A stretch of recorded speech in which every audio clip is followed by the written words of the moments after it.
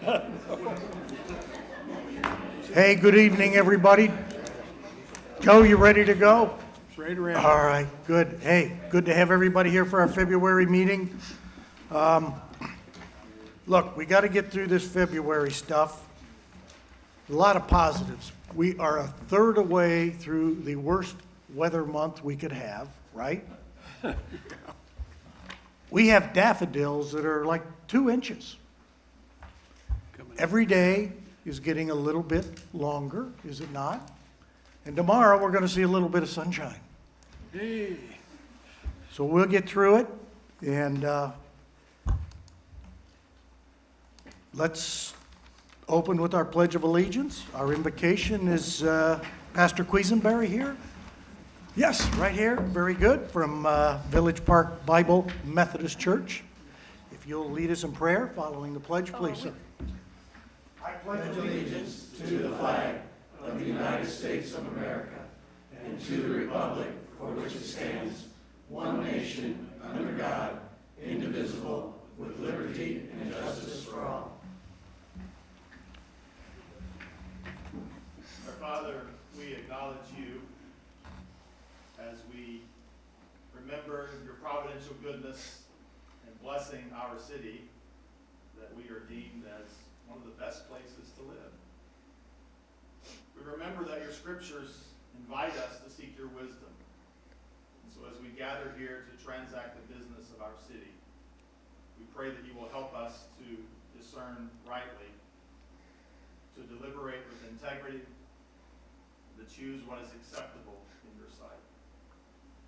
We thank you for your blessings, and we invoke that your grace will allow those to continue upon us, so that our government will be blessed, our first responders will be safe, and our citizens will lead productive and peaceful lives. This we ask in the name of Christ our Lord. Amen. amen. Thank you so much. President Edwards, at your meeting, sir.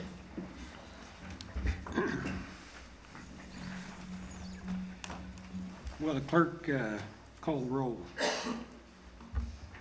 Jake Gilbert, Here. Troy Patton, Here. Joe Edwards, Here. Scott Willis. Here. Cindy Spaltieri. Here. Mike Johns. Here.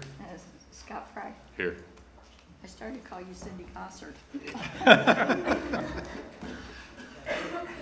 Okay, we No, have, not really. we have a quorum, and there are no changes to the agenda that we have tonight. Entertain a motion to approve the city council minutes for January 13th, 2020. So moved. Second? Okay, motion properly made by Scott Willis, seconded by Cindy Spoljarek. Can we do this by voice vote? Yes. All in favor signify by saying aye. Aye. Approved. The next item is claims. We have, I was trying to see how many pages this is. 40 pages of claims. That's a lot of money going out, but anyhow, do we have a motion to approve the claims? Can I just make a couple of Sure. comments first? So, in the claims docket, I mean, obviously, we're gonna get better at this, right? But hopefully we'll have this, the information prior to when we do the finance committee every month. There's things in here that, I have no doubt that we already did, but there are some things that, you know, I wanna make sure that we're attentive to. So for instance, like when we're paying Sundown Gardens or some of these other people $78,000 for a roundabout for landscaping or whatever, if it's over, you know, that $50,000 amount, I assume we're doing some kind of bidding on these things, and obviously we'll follow up and we'll get better at this. But, or whether we're paying $105,000 to youth assistance, is this a monthly thing, or is this, you know, annually, or whatever? I personally would like to know these things prior to paying these things out. So, with that being said, that's all I have to say. Okay. Did we have a motion on that? Did you move, Scott? So moved. Okay. Is there a second? Second. Okay. Motion properly made and seconded. All in favor signify by saying aye. Aye. Disapproval, nay. I don't have disapproval. I'm just telling you what to say if you did. Okay. Tonight, we have a little different situation. We have a presentation by United Consulting about a proposal for public safety at 161st and Monon Trail. A long time ago, I can remember sitting in my friend's house, eating breakfast, looking out over that, which was just a pasture then, and seeing the Monon passenger train go by and seeing the Monon freight trains go by. Passenger trains made up like Indiana, freight trains made up like Purdue.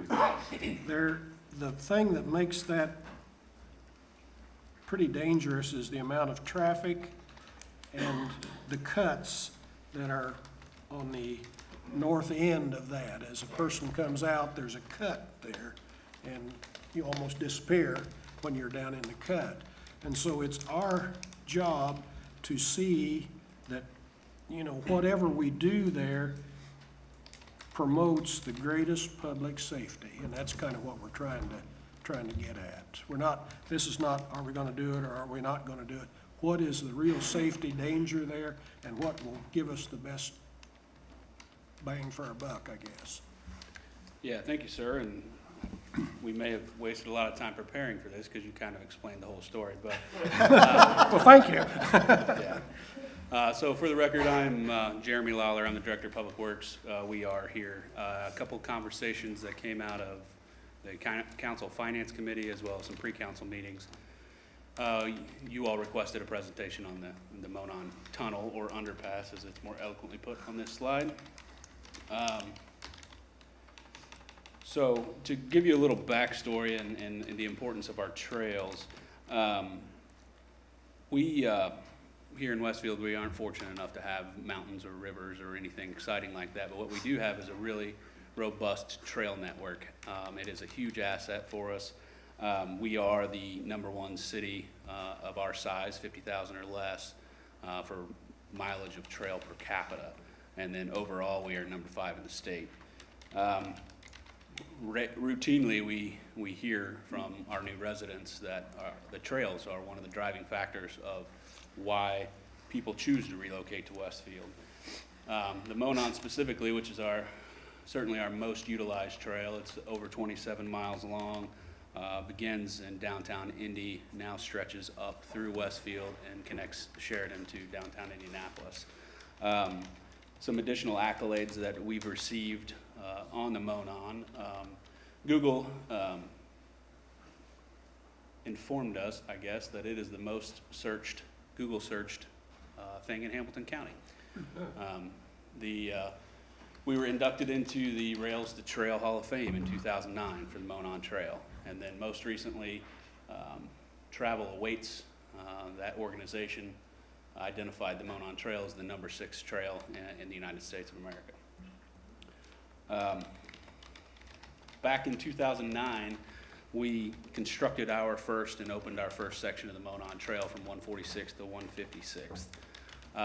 Like all other communities that this trail runs through, we immediately identified vehicular trail crossings as a concern for us.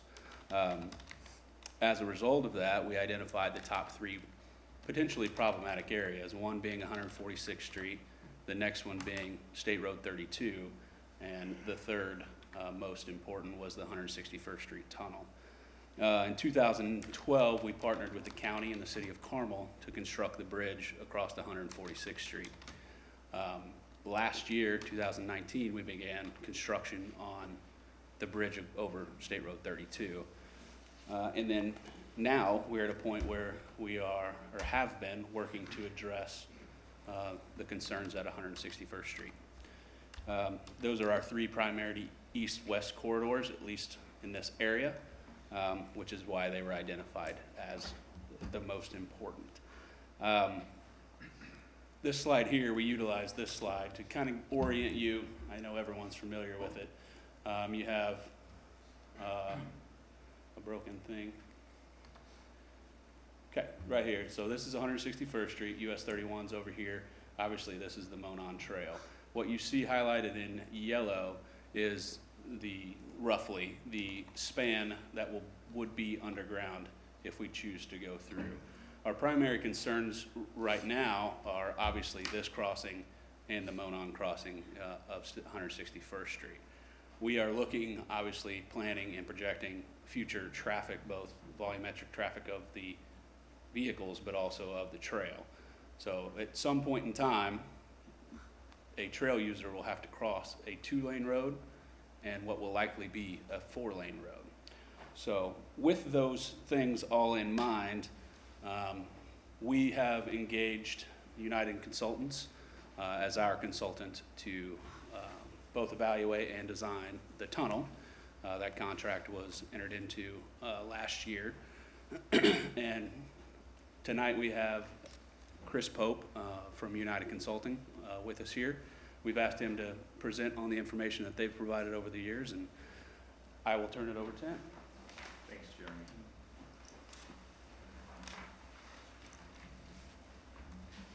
Again, my name is Chris Pope. I'm a vice president at United Consulting. I've been involved with this project personally since 2012, since we started. So I've seen what's transpired out there so far. So I wanted to just sort of give you a brief overview of the project. As Jeremy said, what's shown in yellow there is approximate limits of the tunnel.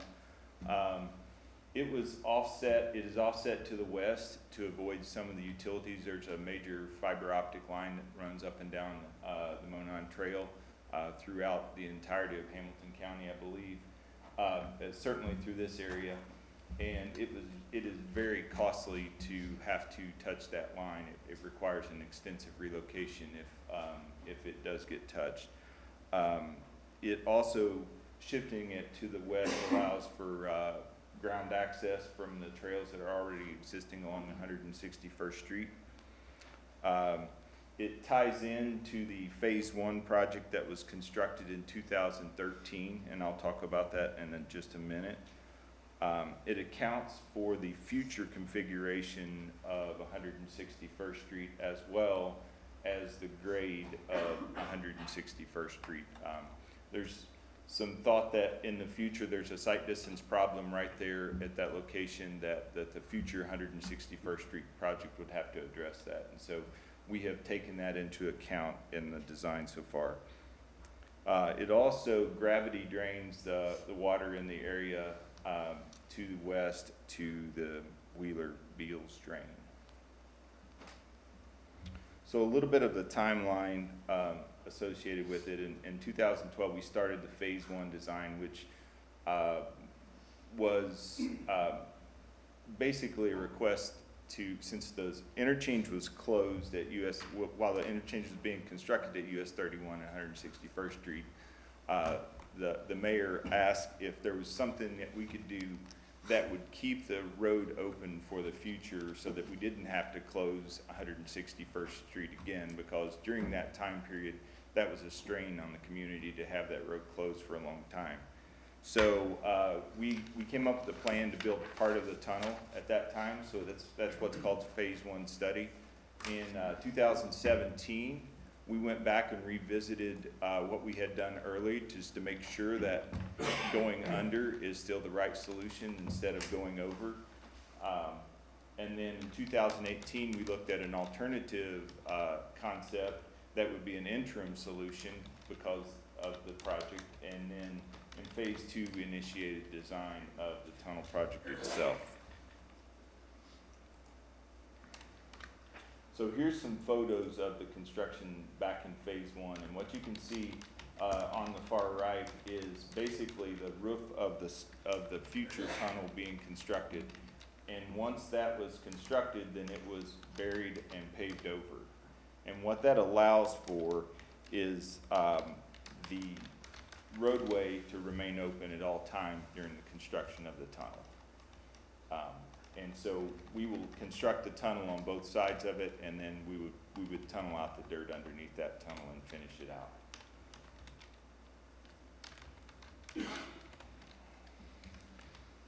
So in 2017, we did we went back and reevaluated the over and under study again. We evaluated structures similar to what is constructed at 146th Street and the one that's currently being constructed at State Road 32. And we evaluated an underpass type structure as we had done earlier in 2013. We considered the future plans of 161st Street, like I've mentioned before, and we considered all of the utility impacts at the site.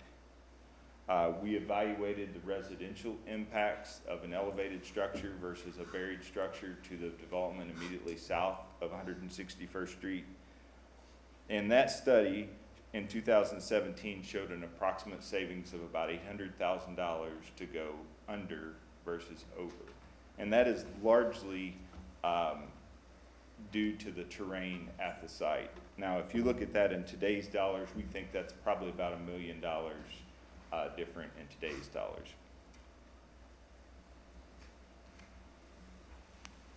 So we did look at an interim solution at grade, and this is somewhat of a roundabout. It's a temporary solution to basically calm the traffic, to slow the traffic to the site. It would provide a refuge for pedestrians between the eastbound and westbound traffic. We had identified an estimated construction cost of $500,000 to $750,000 for this option. It requires right-of-way. It has potential impacts to the cemetery due to the proximity at the northeast corner. And it does not address the site distance issue on 161st Street. That's why I believe you can consider that a temporary solution, because in the design that would have to be evaluated how well you can see through there. And I would note that I would call this throwaway construction. You would do it now, it would be there for 5 to 10 years, and then when you do the 161st Street project, it would be torn out, and you would have to, it would not be applicable in that future situation.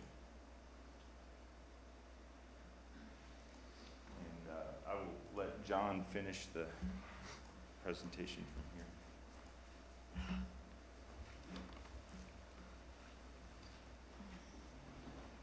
So as an engineer, we're always looking at how the activities we are doing today impact the community for the next 10, 20, 50 years. So when US 31 was constructed and an interchange was put at 161st Street, we immediately wanted to know what the impacts were for that 161st Street corridor. As a result, Federal Highway agreed, and we asked them to do a 161st Street corridor study that they funded. The results of that study showed that, as Jeremy and Chris alluded to, a 4-lane section for 161st Street would be warranted in the near future, depending on development, probably no later than 2030 for that section. The reasons for this, obviously, increase in traffic volume. And that study has been correct because we've seen a pretty significant uptick in traffic volume on 161st Street. Additionally, on the Monon, we've seen an uptick of users, and we expect that to continue with the opening of the State Road 32 bridge, as well as Grand Park's continued growth and the Wheeler Landing development. In fact, the Wheeler Landing development has had some users that are catering to the Monon as an amenity and really setting up their site plans around it. So we expect usage on the Monon to continue to increase. And from an engineering perspective, when you see increased traffic volumes coupled with increased pedestrian volumes on the trail, an at-grade crossing is a recipe for trouble. In my opinion, as long as there's an at-grade crossing at this location, you're going to continue to see vehicle on pedestrian accidents. We've been fortunate to date. For the most part, the calls I get are near misses. I get a lot of phone calls about this particular intersection. Fortunately, it's usually, I almost hit a pedestrian. But we've been lucky to date. And I think that as long as there's an at-grade crossing, there will be conflicts there. So with that said, the at-grade solution that we've come up with It does fit within the long-range transportation plan of the four-lane section for 161st Street. We've identified this conflict, we've analyzed it, and we've come up with a solution.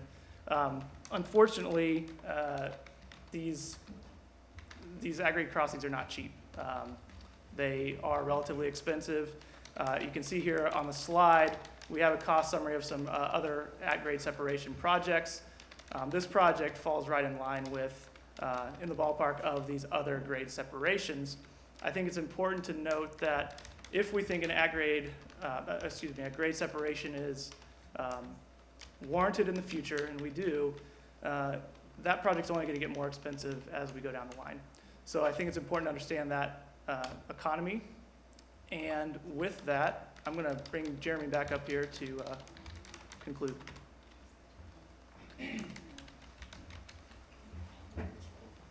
So really with that, I think that highlights the big stuff. What I did want to point out is that to date since 2012, one more statistic, and you saw it earlier, we've spent just over $300,000 marching this project forward.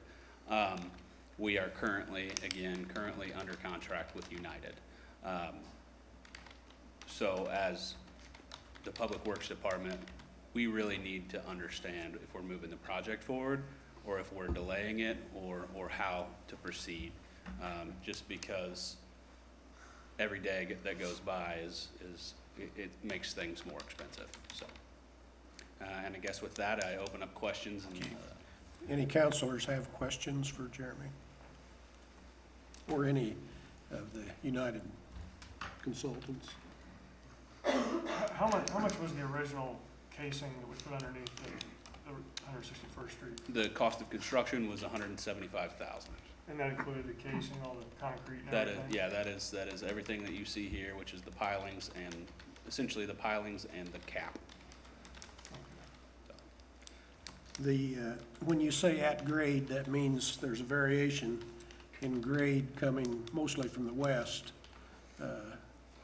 going east. Yeah, when we say at grade, we're specifically talking about the grade of the trail being at the same grade as the 161st Street Road alignment. Yes, there is a downhill slope here, which would ultimately be taken care of with the future road expansion. Chris did not allude to it, but they did design the cap of the tunnel to accommodate the lowering of the hill and in conjunction with the raising of the future road to remove that line of sight issue. So to answer your question, yes, there's a grade issue here that will remain until 161st Street is widened. But when we say at grade, we mean people are physically crossing lanes of traffic to get across the trail. Can you go to the one slide right before the very end? I'm sorry. Right there. That one? Yeah. Yeah. You notice we've done our best to extrapolate out what it would cost to build this tunnel with the road. If we did it during the road expansion, it goes from 4.8, which is what we are estimating today, to 6.3. And that's in 2030, which is what we're forecasting that the road need would be. So you're forecasting now about 4.8 then? 4.8 is our current construction estimate, yes. Does that 6.3 million include the sunk cost of the temporary workaround, or is that in addition? That's accommodated in the cost estimate, yes. So there's still work to do there, so there's costs associated with finishing that out because of the walls and getting the dirt out of there, but at least we don't have to close the road, the main artery. Yeah, so the temporary work is not included in this. These are new That's dollars. in addition. Yes, that's in addition to what we've done to date. So the bridge was cheaper than the underpass that we did over 32? Though it was cheaper than, the bridge over 32 was more expensive than this? The 4.3 million. Yes, it was. Correct. 32 is flat.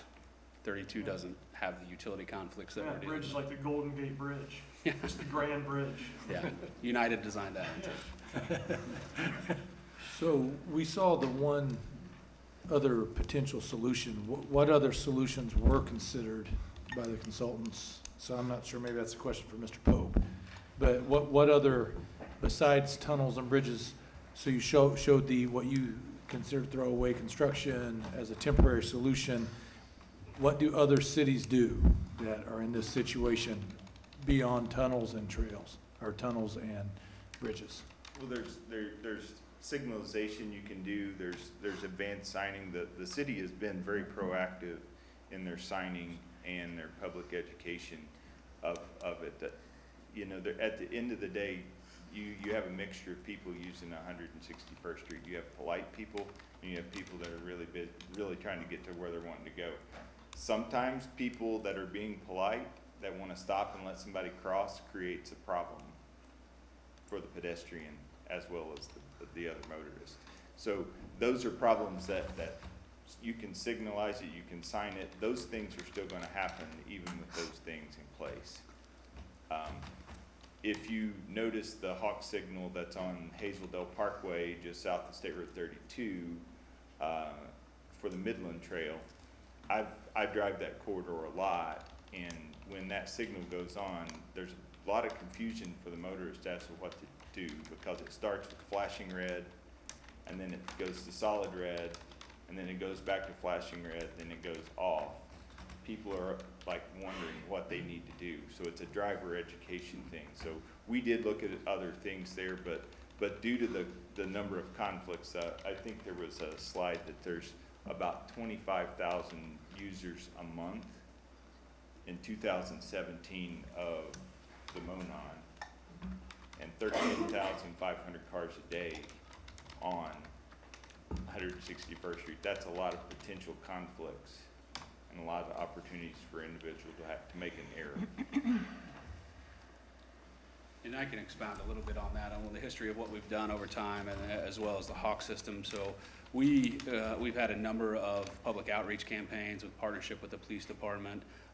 We have tried gates at the intersection to slow people down, to bring awareness. The gates actually are more hindering because cyclists people are paying attention to the gate and not the cars.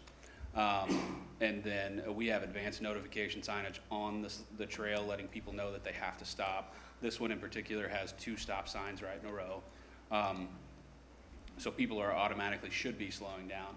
Unfortunately, in human nature, we can't control exactly what they do. And then as far as the Hawk system, the one struggle that we have there, well, there's a couple, but the primary one is when you're stopping traffic at peak hours, even if it's for 2 minutes in order for the cycle time to go through for the signal, you're stacking cars onto 31 and into the roundabouts associated with 31. So it is a vehicular traffic issue as well. We've contended with it a little bit for the 161st and Union signal.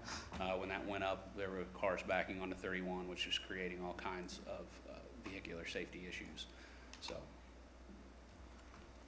Any other questions? Have we applied for any T grants, any other monies? We have applied to the MPO 2 times that I am aware of. The MPO is our federal funding agency that controls the Indianapolis metropolitan area. It's where our funding comes from if we get federal funds. It has not scored well historically because, whether right or wrong, there haven't been any fatalities there, and that's really what that's what the system is generated for. So, but we have applied twice. I actually think 3 times back before I was involved. Around the same time as 146th Street, I think we applied for 161st Street the following year or so after that, but I can provide that information. Jeremy, are we going to be looking at the same issue at 191st Street? And when do you think that will occur? It certainly possibly could, yeah. It's all dependent on development and the volume of traffic that goes on out there. I think you're going to find a lot less users up there, at least for the foreseeable future, just because it's not as residential as what we have here. Most communities in the neighborhood have direct access to the trail via either pedestrian thoroughfare trail or in some of the communities directly from the community. I say undoubtedly that we would likely have to do something there someday. I would think so. We've got the Midtown project right at 191st Street there. That's going to drive a lot of traffic on that road also. That coupled with Grand Park and all the development going around that area, I have no doubt that it'll be a need. I can't tell you when, unfortunately, but we haven't had a lot of problems there from miss or near miss situation today. Well, Jeremy, thank you for your presentation. And You're welcome. gentleman from United Consulting. I'd say again, our greatest concern, and we expressed this in the pre-council meeting, was public safety and then cost. But public safety has to come first in all of this, and so, Joe, I want to be sure that I understand. Absolutely. On one more point there, the tunnel or the casing that's in the ground, that is the basis for the tunnel moving forward? Yeah, if you think of it, it is a bridge, which allows vehicular traffic to continue while we build the tunnel underneath it so that we don't have to close 161st Street. The concrete that you saw being poured is the it's a roof of the tunnel.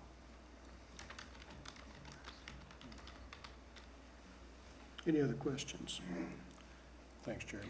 Thank you, guys. We look forward to getting some direction moving forward. Okay. Thanks. The next item is the overview of House Bill 1070 and Resolution 2106, which would be our support of this bill. So, Mayor, Yeah, I can address this. This is the Governor Holcomb's, one of his top priorities, which I certainly stand behind. This is the bill, distracted driving bill that would prohibit any handheld device to be held in a hand while driving. We have a lot of accidents that are attributed to distracted driving regarding handheld devices. The current law that we have in the state is virtually unenforceable in that it is not a primary violation, so a cop cannot stop you for holding a cell phone and talking on it. And you all know how many times you do observe that when you're on the corner of the car next to you.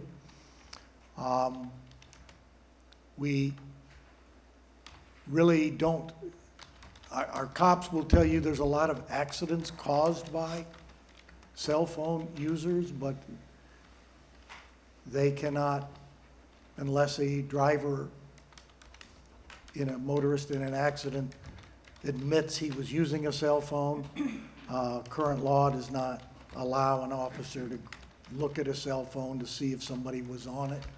So many of our accidents go down as following too closely. And that is one of our top causes of accidents right now, especially on State Road 32 across the city. So this law actually, with some exceptions, public safety people, you can use hand-free. Many vehicles are equipped with such.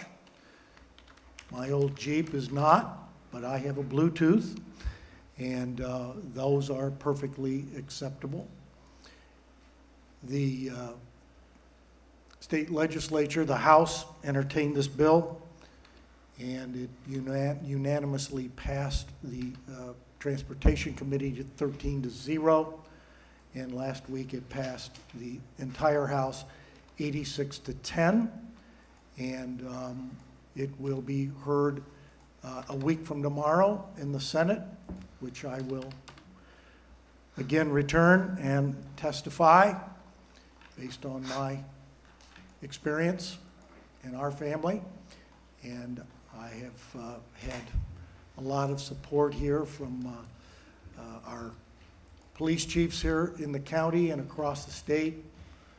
Superintendent of State Police Doug Carter testifies. Our Metropolitan Planning Organization, Central Indiana Transit Administration, those involved in traffic safety have all endorsed this legislation. And I would ask that our council would join in a resolution that supports House Bill 1070. I would ask for your consideration, and my family thanks you. any other questions from the council? If not, do we have a motion for a resolution in support of Indiana House Bill 1070. So moved. Moved by Jake. Do we have a second? I'll second it. Okay, seconded by Scott. Is there any discussion before we vote on this? Just like to say, I know this is a hard story to tell. Respect the principle of what you did. Clerk, will you call the roll?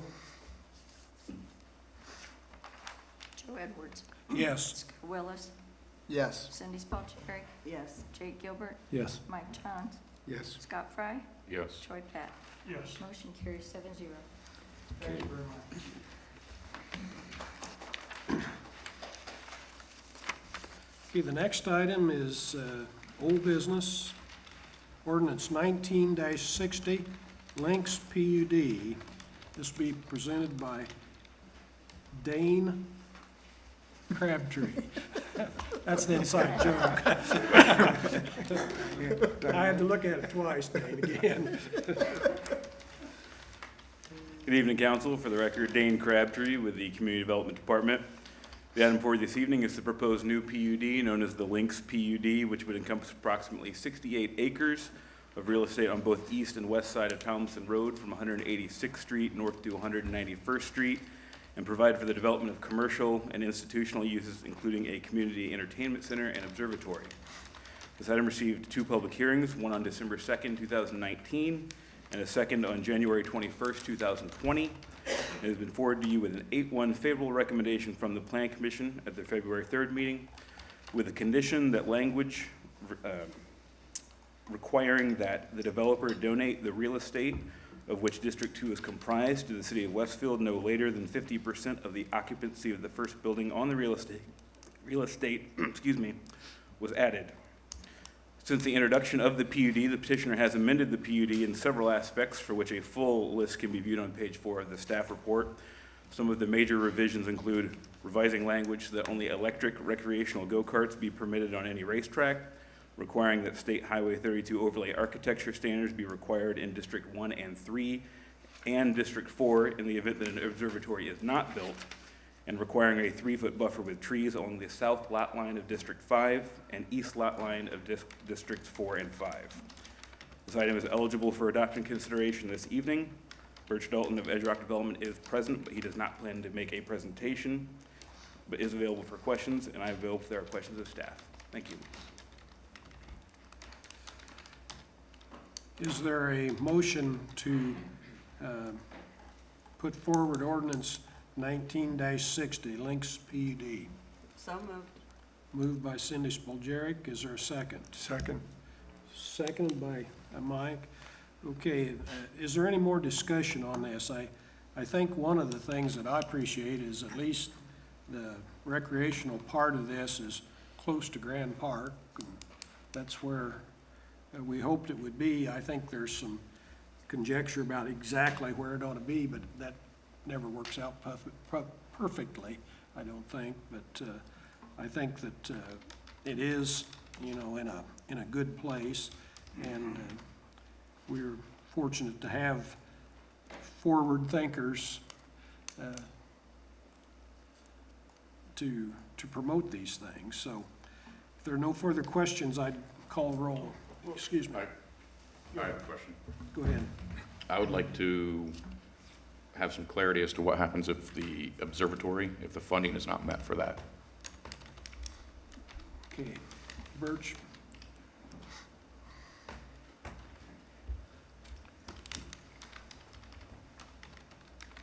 Birch Dalton, Edge Rock Development, 555 East Main, Westfield, Indiana.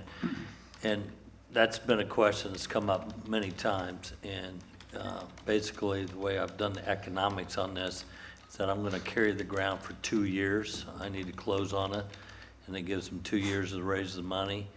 And if not, I believe that we have to come back and relook at the zoning at that time if they don't develop. I think that was our agreement we made. Okay, thank you. How far along are we? I mean, I love the Grand Universe idea. I mean, how far along are we? I mean, Well, we have a board meeting in March of this year, and they'll be voting on a couple of things. One, the purchase agreement of the land, so that's the first thing. And then two, we have a group out of New York that's considered raising money for them. That's a pretty big fundraising group. They raised $200 million last year for not-for-profits, did $25 million over the weekend in Naples for another one. So they have to engage professional fundraisers, so we're at the start line. Yeah, Grand Universe is not-for-profit? Yes. Yeah. Any other questions? We have a, To be clear, I mean, it wouldn't have to necessarily come back per language, but what would happen is because the conceptual drawings are linked in the PUD, pretty much unless your use was going to match those elevations, it would need to come back. Yeah, so in other words, we default to the 32 overlay, which would mean we'd probably be back to make changes to the zoning. But we're committed to the Link Observatory and Tech Center.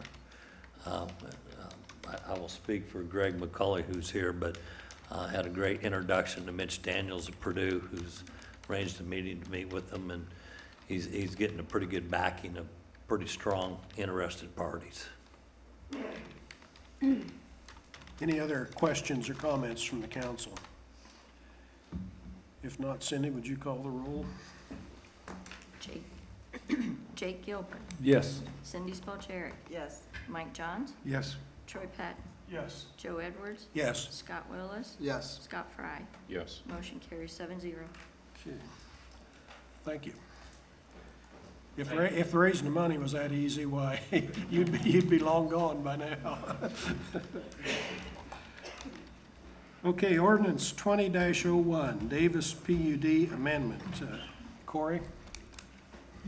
Good evening, council. For the record, I'm Corey Harris of the Community Development Department. The item before you is the proposed Davis PUD Amendment 1, which proposes to modify the architectural standards and add additional character exhibits to the Davis PUD district, which is located west of Ditch Road between 151st Street and 161st Street. This item had its public hearing on January 21st and received a unanimous favorable recommendation. There have been no additional public comments since the recommendation. This item is eligible for your adoption this evening.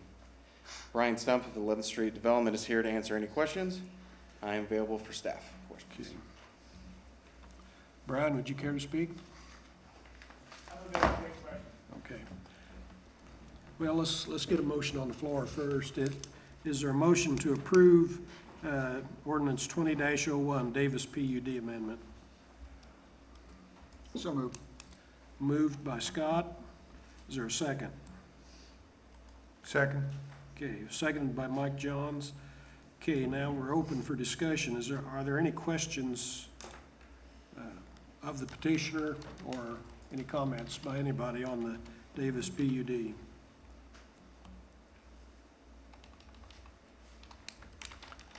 If not, clerk, would you call the roll? Scott Fry, Yes. Troy Patton, Yes. Mike Johns, Yes. Cindy Spalchieri, Yes. Scott Willis, Yes. Joe Edwards, Yes. Jake Gilbert. Yes. Motion carries 7-0. Okay. Now, we've got new business, and there are 1, 2, 3, 4 public hearings with each one of these. So these are primarily annexations. Yeah, all of them are annexations for that matter. And so we'll just start down the first one, which is ordinance 20-04, Chatham Hills annexation, phase 14.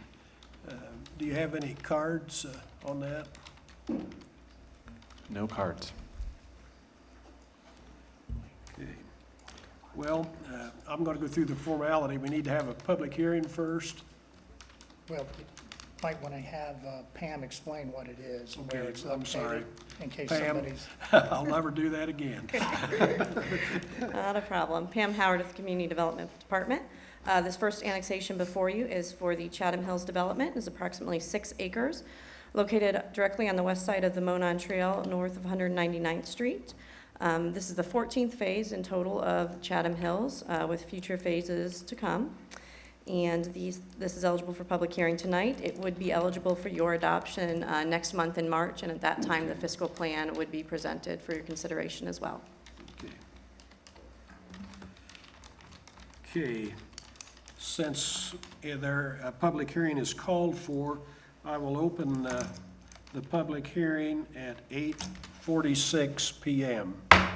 No cards, Todd? No cards. Okay. 7:46. You're close. 7:46. 7:46, 8:46. I'm sorry, 7:46. I was an hour ahead. No cards? Hearing's closed.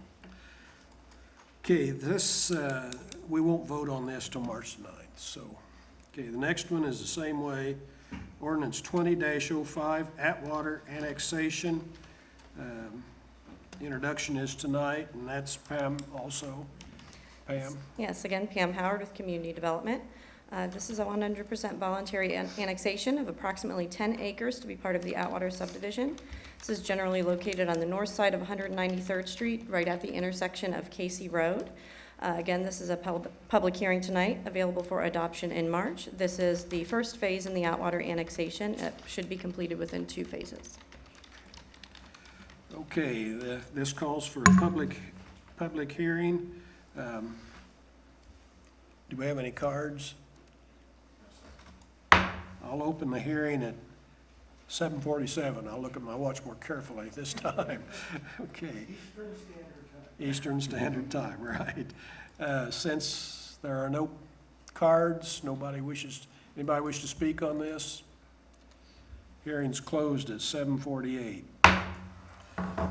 Okay, it'll be up for adoption on March the 9th. The next one is ordinance 20-06. Pam, you've got all 4 of them, don't you? I do, yes, in the annexation. Osborne Trails annexation.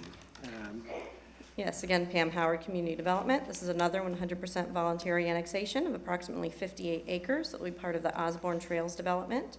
This is generally located on the east side of 6 Points Road, just north of 193rd Street. Again, this item is for public hearing tonight and will be up for your adoption in March. I'm available for questions. Okay.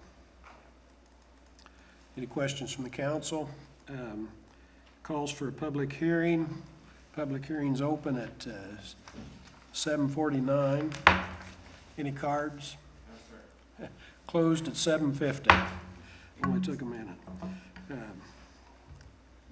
It'll be up for adoption on March the 9th. The next one and the last one that Pam has to deal with is the Lancaster annexation. And Pam? Yes, 100% voluntary annexation for a portion of the Lancaster subdivision, approximately 45 acres. This is generally located on the north side of 186th Street, just west of Spring Mill Road. Again, this is eligible for public hearing tonight with your adoption consideration next month in March. I'm available if you have questions. Thank you.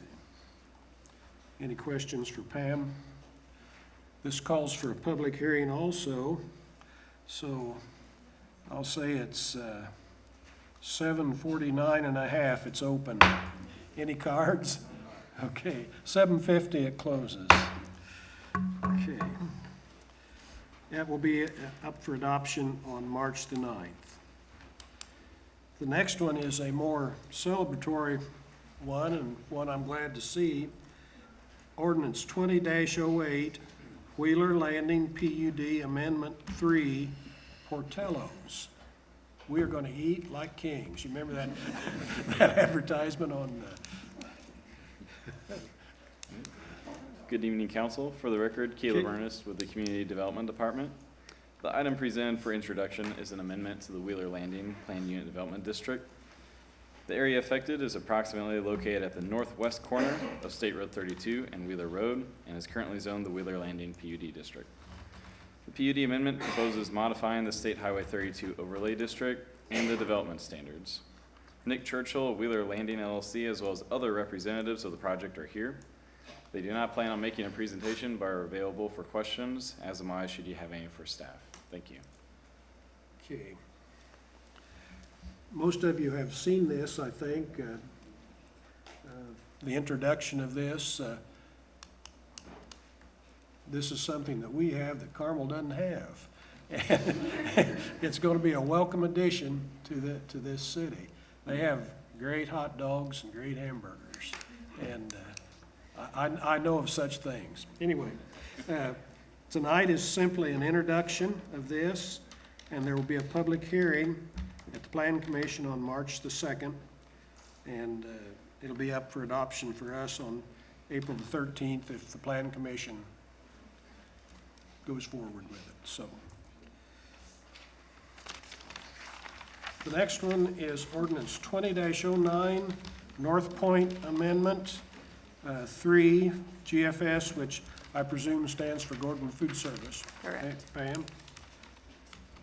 Okay, again, Pam Howard with the Community Development Department. Before you this evening for introduction, I have an amendment to the North Point PUD District to accommodate a new GFS distribution facility. This 82-acre site is located at the northwest corner of 196th Street and Grassy Branch Road and is zoned the North Point PUD District. The currently applicable version of the North Point PUD was adopted in August of 2018, and an amendment for the GFS site was approved in November of 2019.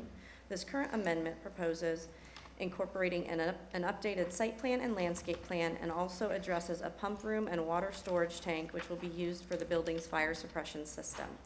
This item will receive a public hearing at next week's Plan Commission meeting on Tuesday, February 18th. I do have the petitioners here. They do not plan to present, but are available for questions. If you have any, I'm available as well. Thank you. Petitioners, do you have any questions? We welcome Gordon Food Service to Westfield, Indiana. I believe it'd be a great thing. I'm a great believer in well-eaten foods, and I think this will be a great, great addition to us. It's not a retail store, it's a distribution center, of course, but still it impacts us as far as employment, as far as potential assessed valuation, which we need, and just having good neighbors working here. It's a good thing. Gordon Food Service is a good company. I'm not accustomed to seeing this kind of setup here locally. Is there a specific reason this was needed? Do you know? The suppression water tank? The tank and the pump? I'll have to defer to the petitioners for that question.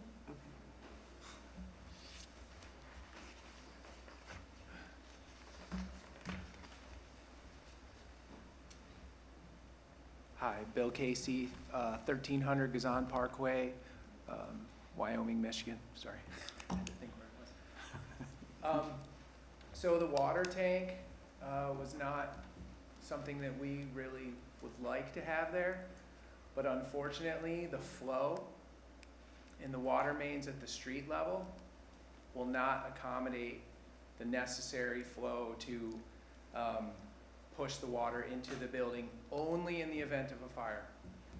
So we would much rather not have a water tank like that. When I was here originally, when in the fall, when we were going through our site planning and all our information, we never thought that we would be coming in front of you asking for a water tank, because the water main in Grassy Branch is 16 inches. And so we just assumed 16 inches. We're just southeast of the city water tank that sits there. Typically that would provide adequate flow, but once we did some flow tests, there's not enough water moving through that pipe to keep up with the amount of flow that it would take in the event that there was a fire at the facility. So the water tank is just a storage tank, only in the event that if there was a fire at the facility. Any other questions from the council? We'll just have to think of it as a Indiana farm silo. Yeah.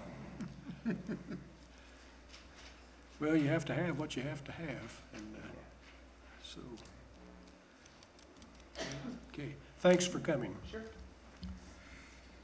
Okay, we have a consent agenda for, these are items that we've put in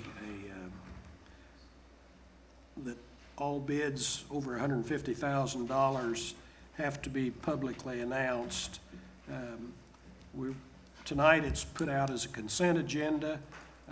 This is something that the Finance Committee has looked at, and we may not always do it this way, but this is the way we started. We're kind of taking steps to improve the flow of information and improve, what's going on.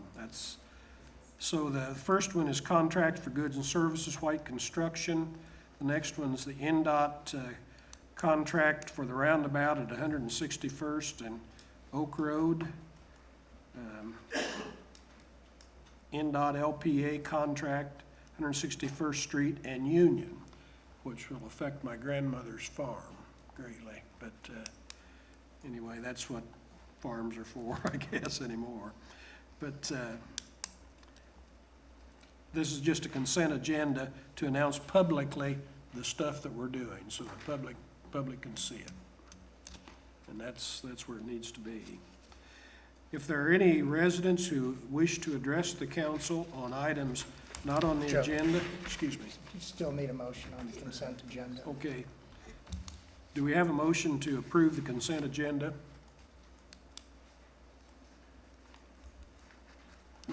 So moved. Moved by Scott Willis. Is there a second?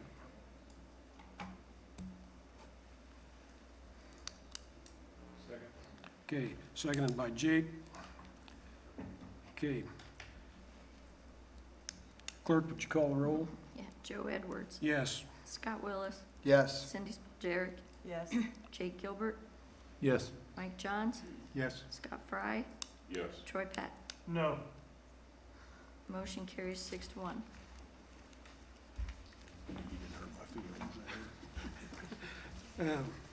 Okay, so the consent agenda passed 6-1. We'll probably do that a little different in the future. I'm a little uncomfortable with seeing that right there, and so we'll take a look at that. Now, residents who wish to address the council on items not on the agenda. Is there anybody? We thank you for your good attendance tonight. This is better than most, really. I don't know what the big draw was, but You're gonna be here. I bought a new shirt, maybe. Anyhow, okay. Any city council comments? Cindy from the Plan Commission? Mike's gonna do that tonight. I'll do that tonight. Okay, Mike? So we had the planning commission meeting last Monday. We passed one consent agenda item, which was the Primrose School. It was a detailed development plan for the plat of the child care and daycare center, which is located under the Grand Village PUD, just north of 181st Street in Grand Park Village. That was passed, then we went on and we took a look at the Lynx PUD, which was presented here tonight and approved earlier. We had two public hearings. The one public hearing was Dartown Crossing. Dartown Crossing is the primary plat and overall development plan on 3 lots and an additional 2 blocks for future development. There was no public response to to that plan. The other public hearing was for Legacy Oaks, which is the Pulte development, which is located on Oak Ridge Road, 146th Street. That was presented for overall development plan. There was one comment made at the public hearing and a question raised about the Block 2 of that project, which is to be either designed and under ordinance to be either a city park or it's zoned for 3 homes to be built within that. I think it's about 11 to 12 acres.